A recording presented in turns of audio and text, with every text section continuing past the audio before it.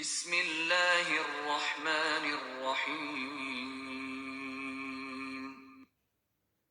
وَإِذْ قُلْنَا ادْخُلُوا هَٰذِهِ الْقَرْيَةَ فَكُلُوا مِنْهَا حَيْثُ شِئْتُمْ رَغَدًا وَادْخُلُوا الْبَابَ سُجَّدًا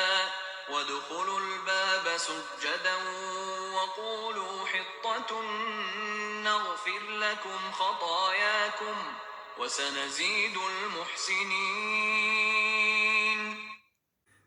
پھر یاد کرو جب ہم نے کہا تھا کہ یہ بستی جو تمہارے سامنے ہے اس میں داخل ہو جاؤ، اس کی پیداوار جس طرح چاہو مزے سے کھاؤ، مگر بستی کے دروازے میں سجدہ ریز ہوتے ہوئے داخل ہونا اور کہتے جانا حطتن حطتن، ہم تمہاری خطاؤں سے درگزر کریں گے اور نیکوکاروں کو مزید فضل و کرم سے نوازیں گے۔ یہ ابھی تک تحقیق نہیں ہو سکا ہے کہ اس بستی سے مراد کون سی بستی ہے۔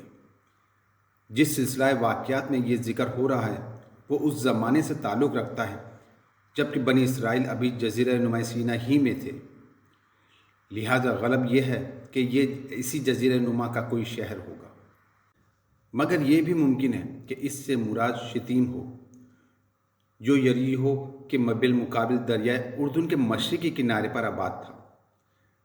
بائبل کا بیان ہے کہ اس شہر کو بنی اسرائیل نے حضرت موسیٰ علیہ السلام کی زندگی کے آخر زمانے میں فتح کیا اور وہاں بڑی بدکاریاں کی، جن کے نتیجے میں خدا نے ان پر وبا بھیجی اور 24,000 آدمی ہلاک کر دیے۔ یعنی حکم یہ تھا کہ جابر و ظالم فتحوں کی طرح اکڑتے ہوئے نہ گھسنا، بلکہ خدا ترسوں کی طرح مسکرانہ شان سے داخل ہونا، جیسے حضرت محمد مصطفیٰ صلی اللہ علیہ وسلم فتح مکہ کے موقع پر مکہ میں داخل ہوئے۔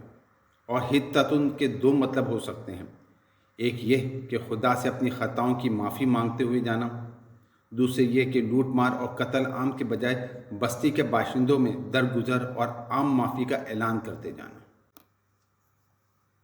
Then remember when we said, enter this town, and eat as much as you like wherever you please, and enter the gate humbly and say, Ayah, forgiveness. We will forgive you your sins and increase reward for the good doers. This verse is from Surah al-Baqarah, verse 58. The exact identity of the town referred to here has not been definitively established.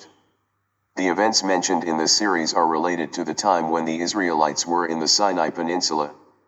Therefore, it is often assumed that it refers to a city within this peninsula.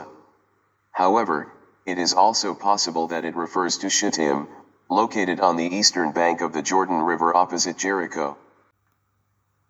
According to the Bible, this city was conquered by the Israelites in the later years of the life of Prophet Moses, peace be upon him. They committed great transgressions there, for which God sent a plague upon them and killed 24,000 people. Numbers, chapter 25, verses 8 to 11. Surah al-Baqarah, verse 58, essentially advises humility and seeking forgiveness from God upon entering the town. Ayah may have two meanings here: one, seeking forgiveness from God for one's sins, and the other, entering humbly among the inhabitants of the town and publicly declaring amnesty instead of engaging in looting and mass killing.